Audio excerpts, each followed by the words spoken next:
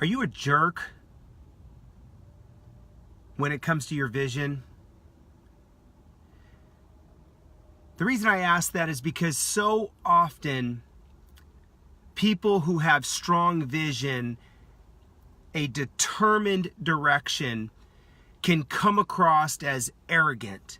They can come across as prideful, as maybe not compassionate. Maybe they can come across as unreasonable or foolish.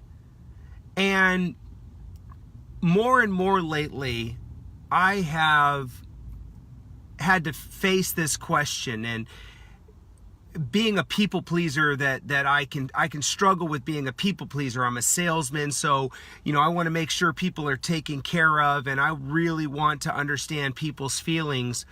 But more and more, I have faced this idea that when you have a vision for your life, you almost have to be a jerk about it.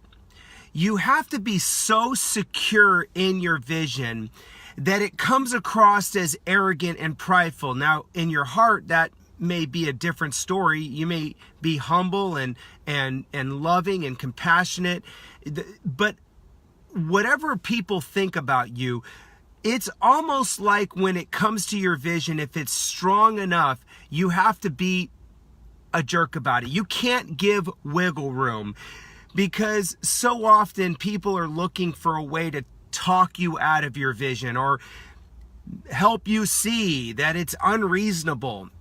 And I'm reminded of a story that I listened to, or that I had heard about Henry Ford. Henry Ford, everybody knows him, about the automobile mogul, but there was a time where he had the idea of the V8 engine.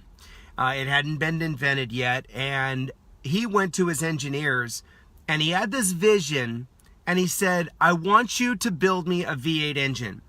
And the first response from his engineers was, it can't be done. It's impossible. And he says, I don't care if it's impossible, just go build me a V8 engine. And so as he would check in on the status of his V8 engine, he would call his engineers in and he'd say, where's my V8 engine? And they would say, it's impossible. We can't do it. He's like, I don't care. I don't care if it's impossible. Just build me a V8 engine. And he would not let this vision go. But it was that determination and that stick-to-itiveness. And maybe people would say, oh, you're just being a jerk to those engineers. They told you it's impossible. They told you it can't be done. But because he would not give up on that vision and said, I don't care. You can tell me it's impossible all you want. Get it done. Get me a V8 engine. And eventually they were able to crack the code. They were able to invent it and bring him a V8 engine. And now the whole world reaps the benefits of that, except if you're a fossil fuel, the whole fossil fuel thing and clean energy. But that was an amazing accomplishment because everybody told him it can't be done. So what's your vision? Do you feel like you have to, like you almost have to go around and get a vote from people in your lives as to whether or not your vision is okay? Do you rely so heavily on the acceptance of other people as to whether or not you're actually going to move forward with your vision? And I'm seeing that there's this pattern. People that have a strong vision are not necessarily concerned about your opinion. They don't really care if you think it's feasible. They don't really care if you think it's possible.